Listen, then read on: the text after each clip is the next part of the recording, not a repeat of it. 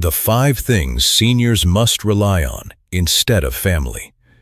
Let me tell you something I wish I had understood much earlier in life. As we grow older, one of the hardest truths we have to accept is that we cannot always depend on our family to be our source of happiness, health, and peace. That doesn't mean our children don't love us.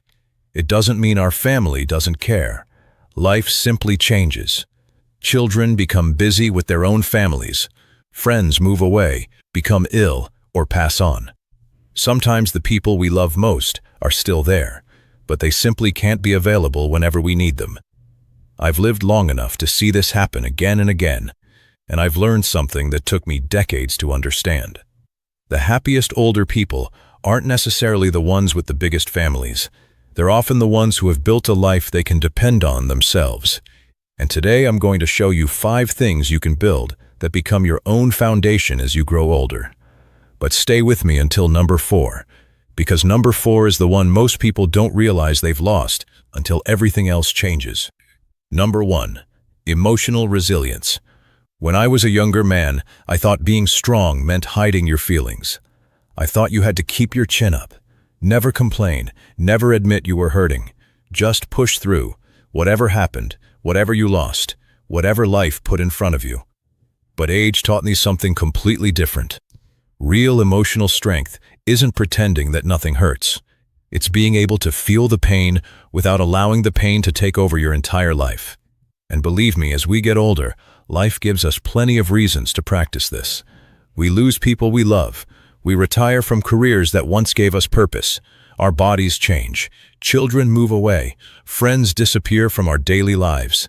And there are evenings when the house becomes very quiet. Too quiet.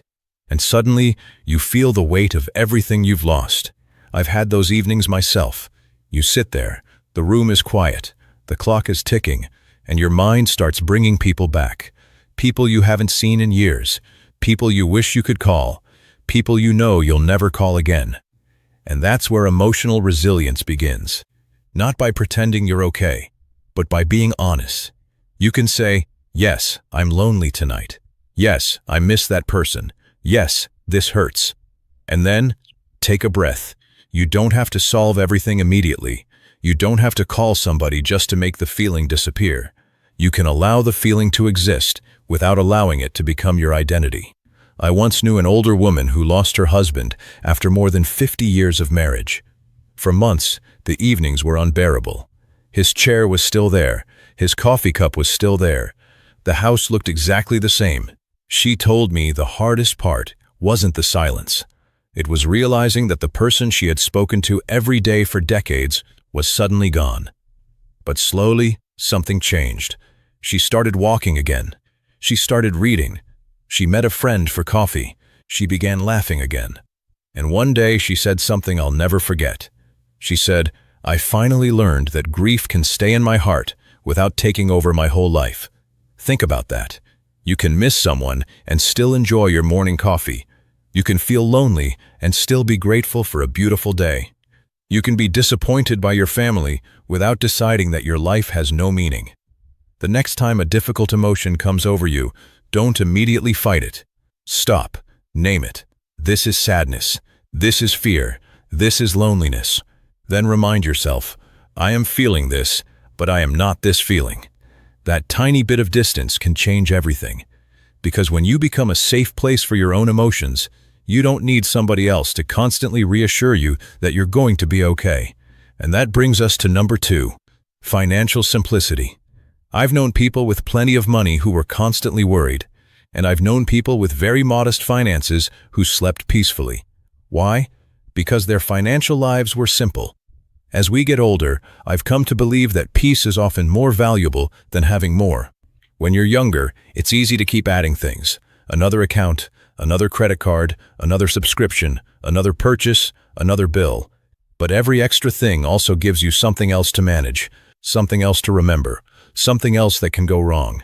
Financial clutter can quietly become emotional clutter.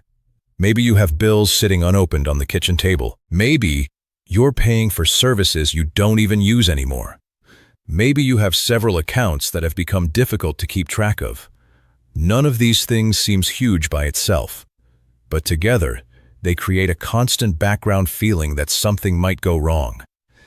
I've seen older people become afraid to open their own mail. Not because the mail is dangerous, but because they're expecting another complicated bill, another problem, another number they don't understand. One woman I knew decided to simplify everything after her husband passed away. She organized her accounts, canceled unnecessary expenses, reduced the number of cards she used, and made her monthly finances easier to understand. She didn't suddenly become wealthy, but she told me something that stayed with me. I don't have more money than before. I just don't feel afraid of my money anymore. That's what financial simplicity can give you. Not necessarily wealth, control, and control creates peace. So don't try to fix everything at once. This week, choose one unnecessary recurring expense. Cancel it. Organize one drawer of financial papers. Look at one account you've been avoiding. One small step. That's enough. You don't need to become a financial expert.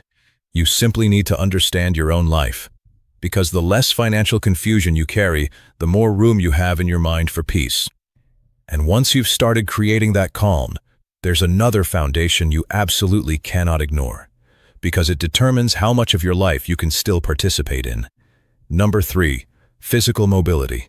When you're young, you almost never think about how valuable movement is. You get out of a chair without thinking. You walk upstairs. You carry groceries. You get in the car. You walk around the neighborhood. You go wherever you want. You don't think about it.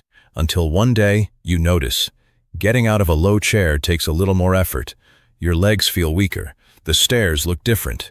A grocery bag feels heavier than it used to. And perhaps the most dangerous change isn't physical at first. It's psychological. You start thinking, maybe I shouldn't. Maybe I shouldn't walk that far. Maybe I shouldn't go there. Maybe I shouldn't climb those stairs. Maybe I shouldn't go out alone. And slowly, your world gets smaller. I've learned that movement in old age isn't simply about exercise. It's about freedom. Every safe step you take is a small investment in your independence. You don't have to run. You don't have to lift heavy weights. You don't have to compete with the person you were 40 years ago. You simply need to keep moving according to what your body can safely handle today. I remember an older gentleman who walked every morning with a cane. His steps were slow, very slow, but he never missed his walk. One morning, I asked him why he was so determined. He looked at me and said, "Because I don't want to wake up every morning waiting for somebody else to help me." That sentence has stayed with me for years. Your mobility doesn't have to be perfect to be valuable. Maybe you can walk for 20 minutes. Maybe it's 10. Maybe you need a cane, a walker, or someone nearby for safety. That's all fine. Start where you actually are, not where you used to be. Move safely, move consistently. And if you're unsure what's appropriate for your own body, talk with your doctor rather than guessing. The goal was never to become young again. The goal is to preserve as much independence as you reasonably can, for as long as you reasonably can. And don't underestimate the small things.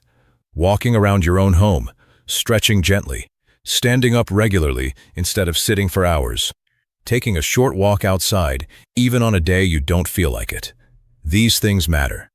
Because when you protect your ability to move, you're protecting far more than your muscles. You're protecting your confidence, your freedom, and your ability to keep making your own choices. But now, we're getting to the deeper part. Because emotional resilience helps you carry what you've lost. Financial simplicity quietly removes unnecessary worry. Physical mobility protects your independence. But there's something underneath all three. Something that has to hold steady when everything around you keeps changing. Number 4, your personal code of values. This is something I didn't fully understand until I'd already lived through several chapters of my own life. When we're young, most of our identity comes from the roles we hold. Someone's son, someone's daughter, someone's husband, someone's wife, a parent, a worker, a manager, a provider. We wake up every morning with responsibilities waiting for us. And those responsibilities quietly tell us who we are. Then one day, retirement comes. The children grow up. They move away. A spouse may pass away. The career that filled most of your waking hours for 30 years is suddenly behind you. Gone.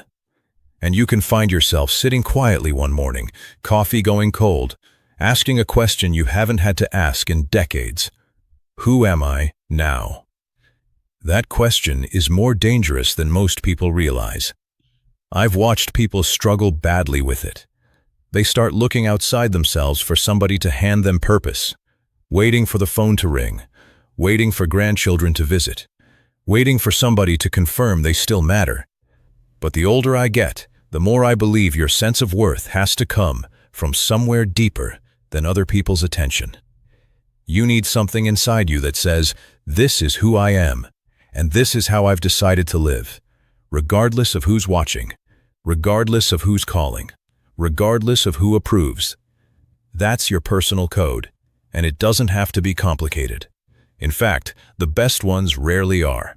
Tell the truth, be kind, keep your word, don't hold grudges longer than they're worth, treat people with respect, take responsibility for your mistakes, leave things a little better than you found them. I once knew a man named Desmond who told me he had 5 rules he tried to live by. Speak honestly without being cruel. Return whatever you borrow. Forgive people quickly, because he didn't want to spend his remaining years carrying old anger like luggage. Be useful whenever he reasonably could, and before bed, ask himself honestly whether he treated people well that day. He wasn't wealthy. He wasn't famous. He wasn't important in the way the world usually measures importance. But there was something unmistakably peaceful about being around him. He knew who he was, and because of that, he didn't need everyone's approval. That's the freedom a personal code gives you. Your children may disagree with you, friends may misunderstand you, someone may criticize you, someone may fail to call when they've said they would. Someone may not appreciate something you did for them. Those things hurt. Of course they do. We're human. But they don't get to determine your value if you've already decided that for yourself. When you know what you believe and how you intend to live, you become much harder to shake. You stop asking, what will make everyone else happy? And start asking a much better question. What's the right thing for me to do here? Those are 2 very different questions. So here's a small exercise.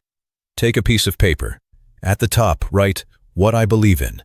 Then write down 3 simple rules you want to live by for whatever time you've got left. They don't need to sound impressive. Maybe yours is, be kind, even when I'm tired. Maybe, never go to bed holding anger that isn't worth losing sleep over. Maybe, stay curious. Maybe, take care of what I have. These aren't just words on a piece of paper if you actually live by them. They become an internal support system. And unlike almost everything else in this life, nobody can take them away from you. Now, there's one more, and in some ways it ties everything together. Number 5, a consistent health routine. I've learned that health is rarely protected by one dramatic decision. Most of the time, it's protected by small, unglamorous things done again and again. Too many people wait until something goes wrong, a frightening test result, a fall, a serious warning from a doctor, a health scare, and suddenly they decide their body deserves attention. But by then, you're reacting to a crisis instead of caring for yourself as a matter of habit. A routine doesn't have to be complicated. It can be remarkably ordinary. Wake around the same time, drink some water first thing, take your medications exactly as prescribed, move your body, even gently, eat regular meals, get enough rest, keep your appointments, spend a little time outside, weather allowing. Do gentle stretching if it's appropriate for you. None of this sounds exciting, and that's exactly the point. Because boring habits can protect you from very unboring problems. When I was younger, I wanted complicated solutions. I thought if something was going to make a real difference, it had to be difficult. Age changed my thinking. Now I genuinely appreciate boring habits. Because a routine means you're not making 20 separate decisions every morning. You don't have to wonder whether you should take your walk today. You don't have to depend entirely on somebody else to remember things for you. The routine simply becomes part of who you are. Quietly, without requiring willpower every single day. I knew a man named Milton who followed essentially the same morning routine for 11 years. He'd wake up, make himself a cup of tea, take his medication, do a few gentle stretches by the window, eat a plain breakfast, then walk the same 3 blocks around his neighborhood, most days, regardless of weather. One morning, I asked him why he was so disciplined about something so small. He gave me an answer I'll never forget. He said, "Because every single morning, I want to remind myself that I'm still worth taking care of." Think about that. His routine wasn't simply about health. It was an expression of self-respect, repeated every morning, whether anyone noticed or not. And that's really what all 5 of these have been building toward. Emotional resilience teaches you how to carry difficult feelings without being destroyed by them. Financial simplicity clears unnecessary worry out of your life. Physical mobility protects your independence. A personal code of values gives you an inner compass when everything around you keeps changing. And a consistent health routine reminds you every single day that your life is still worth caring for. Now, please don't misunderstand me. None of this means you should reject your family, love your children, appreciate your grandchildren, call your friends, accept help when you genuinely need it. There is nothing wrong with depending on people sometimes. We're human, we need each other. But there is a difference between receiving love and making another person entirely responsible for your happiness, your security, or your sense of worth. That's the distinction I want you to remember. Your daughter may not call every day, and you can still have a meaningful day. Your son may live thousands of miles away, and you can still take care of yourself. A friend may move away, and you can still build new connections. Your body may become slower, and you can still move it safely within its limits. You may lose people you love, and you can still carry their memory forward while continuing to live your own life. You may wake up one morning uncertain about the future, and you can still ask yourself one question: what is one good thing I can do for myself today? That question can change a life, because independence doesn't mean doing everything alone. That's not independence. Sometimes that's simply isolation. Real independence means knowing you can still participate in your own life. It means taking responsibility for what you can control while accepting what you cannot. You can't control whether your children call. You can't control what other people think of you. You can't control every change that comes with aging, but you can influence how you care for your body. You can simplify what makes your life unnecessarily complicated. You can practice how you respond to difficult emotions.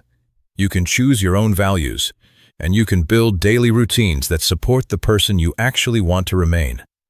So before we finish, I want you to do something very simple. Don't choose 5 things. Choose one. Just one.